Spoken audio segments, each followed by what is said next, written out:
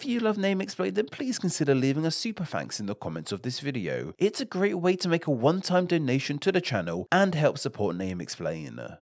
Music genre names kind of fall into one of two categories. They either come from really obvious origins, or they are a tad more obtuse. Take the genre of pop music for example. This is the most popular genre out there. In fact, by just saying that, I've already revealed the origins of its name, as the pop in pop music simply comes from a shortening of popular. This means that pop music isn't really defined by a specific sound. There is normally upbeat and happy. I guess anything can technically be pop music as long as it's, well, popular. Pop music and what it sounds like is constantly evolving. Pop in relation to music was first actually used in 1926. I imagine that pop music from the 1920s isn't too popular with the masses today. Another rather popular genre is rock music. Rock music nowadays tends to be defined by things like electric guitars, basses, and drums. Rock has its origins in rock and roll. These two terms are often linked together, but many people see them as two different genres, with rock and roll being the early form that emerged in the 40s, with more upbeat melodies, borrowing from country and blues, more on those genres shortly, while modern rock appeared more in the 70s. Rock and roll as a term actually derives from the 17th century,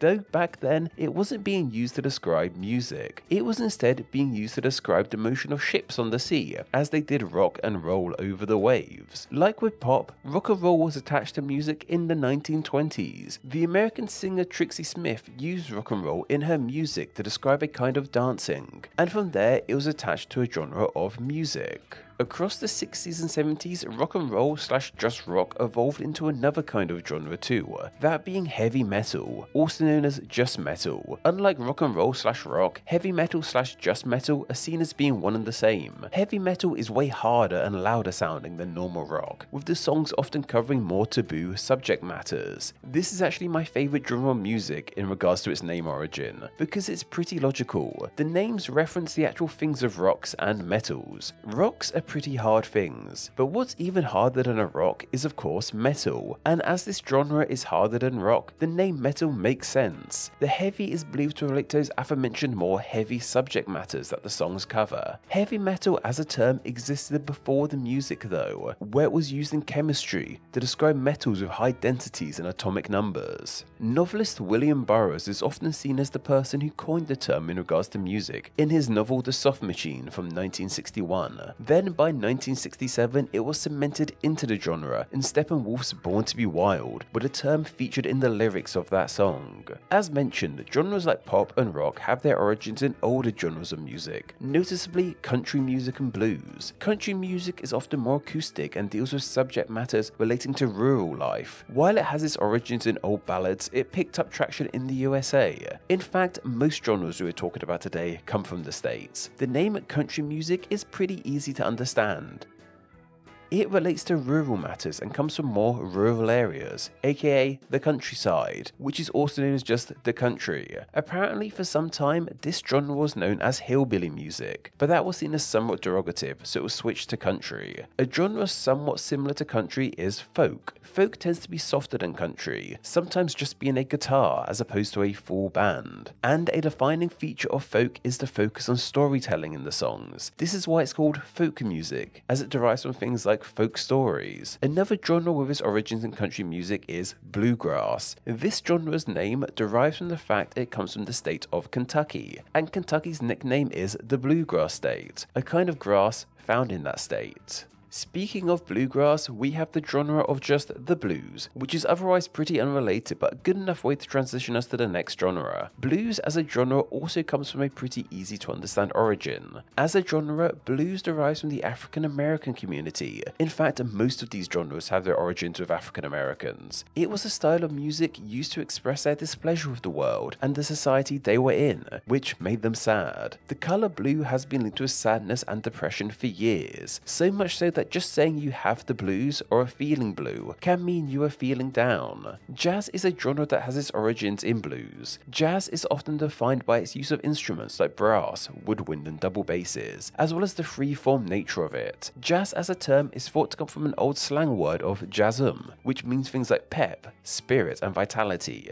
Jazz music can often be fairly peppy, so it's easy to see why it may come from this term. Jazz is ultimately a term we aren't entirely sure on when it comes to its origins, so that's just the leading theory on the matter. Rhythm and blues is another genre that was born out of blues and jazz. It is also simply known as R&B. Its name is pretty self-explanatory to say the least. Soul music also came from R&B. Soul music has its links with religion and Christianity. This is what the soul in soul music relates to, as souls are often linked with the religion. The term soul music was seemingly coined in the 1960s. Before then it was known as gospel music, and that's still a genre unto itself to this day. Reggae is a genre of music that is deeply linked with the island nation of Jamaica. When it first emerged in the 60s, it was seen as an odd mishmash of other genres, and its name derives from those roots. It's believed to come from an old term, reggae. This means things like rags and ragged clothes. This raggedness of the name comes from the fact that the genre was seen as being a ragtag mixture of other genres. Genres that went into the formation of reggae include those already mentioned like jazz and R&B, but also the genre of ska. Ska actually predates reggae and also has its roots in Jamaica. There are quite a few theories as to where the name of ska originated from. The most popular of those, however, being that as a somewhat onomatopoeic term. A defining feature of ska music are quick, sharp guitar strums. The sound this generates sounds somewhat like ska, so that sound became the name of the genre. Reggae and ska, as well as the aforementioned rock, went on to form another genre too, that being punk rock. Punk rock is linked with loud, heavy music, as well as containing anti-establishment themes. Punk unto itself is a really old word of unknown origins. Shakespeare even used it in one of his plays. It initially was slang for prostitutes, before becoming linked with criminals. It was seemingly first linked with music in 1970, when Ed Sanders of the band The Fugs referred to his first solo album as being punk rock. From there, the term became linked with many other bands, becoming a defining feature of the 70s and 80s, especially in the United Kingdom. By the mid-80s and early 90s, however, a new genre was being born from punk rock, that being grunge. Grunge is seen as being heavy, but also somewhat murkier sounding than former versions of rock. Grunge as a term existed before the genre of music, meaning things like dirty and sloppy. Interestingly enough, when this genre was first referred to as grunge, it was in a negative light. People critiqued this new style of music, saying it sounded messy and gross, aka it sounded like grunge. The earliest evidence we have of this goes as far back as 1981. Eventually, however, those who created this kind of music used it as a badge of honor and called themselves grunge. Another kind of rock that emerged during the mid-80s was indie rock. Indie rock is a really strange one. The indie name is simply a shortening of the term independent, as initially indie rock was rock music created by smaller independent record labels, or sometimes without a record label entirely. Truly independent. Since then, however, indie rock has become big business and has become a more specific sound of music rather than music made on smaller labels. Similar to indie as a genre is alternative rock, which has a name coming from similar origins. A really interesting named subgenre of alt/indie rock is shoegaze rock. This is a term also from the 80s and relates to a kind of rock that uses a lot of extra effects in their music, noticeably pedals to affect the sound of their music. This is where that strange name comes from. As so many pedals are used during the performance of this music, the band members would spend most of their time looking down at their shoes, hence the name.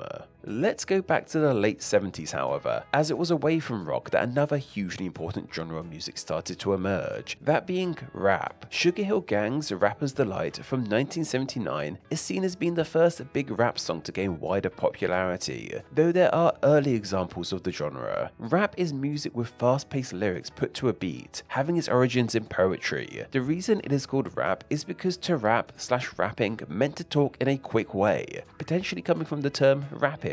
That's just my own idea, however.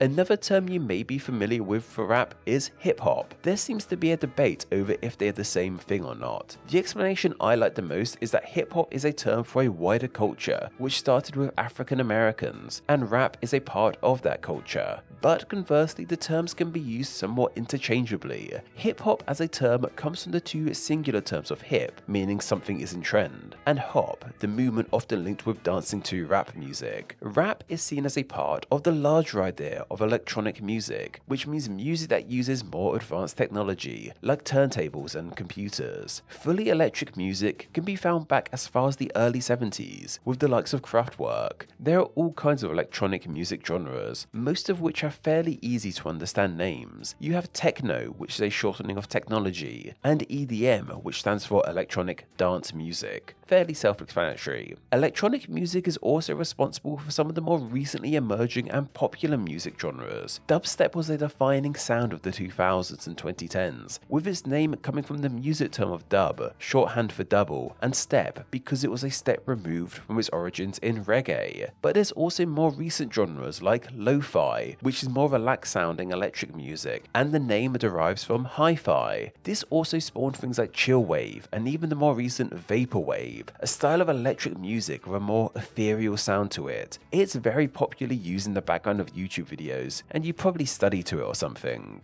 Finally, let's step away from music formed in the 20th and 21st century and go backwards to a genre we now call classical. Classical is a weird term and is more a catch-all term we use for traditional orchestrated Western music. It's called classical because it's from the past, and classic is a term we use to denote good things from the past. Though classical music is still being produced to this day, some of the most notable examples are big orchestral film scores. They can be seen as classical as they follow the sounds and themes of music from the likes of Beethoven and Mozart. I'm just left wondering what classical music was called when it was new. Like, was it just called music or something?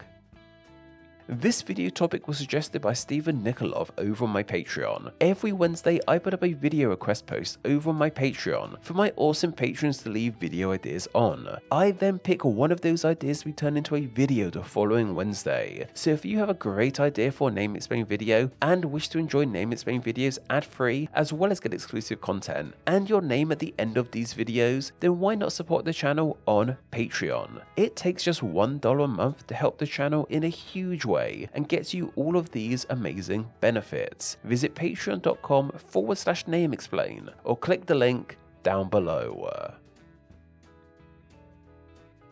Name Explain depends on viewers like yourself supporting the channel financially on Patreon, so a huge thank you to everyone who does. Donating just $1 a month helps the channel amazingly and gets you bonuses including ad-free videos, exclusive content, the power to request ideas to be made into actual Name Explain videos, and your name at the end of the video with all these awesome people. Visit patreon.com/nameexplain or click the link down below to find out how you too can support the channel.